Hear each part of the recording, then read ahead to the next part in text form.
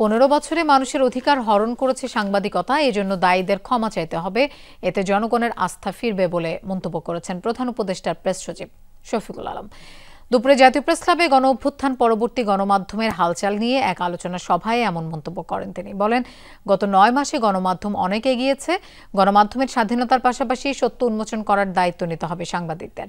বলেন, গণমাধ্যমকে social media guideline follow করা উচিত, যাতে করে বস্তুনিষ্ঠ সাংবাদিকতা বজায় থাকে। সরকার মিডিয়া রাইটস ঠিক রাখতেই কাজ করছে বলেও জানান প্রেস সচিব শফিকুল আলম।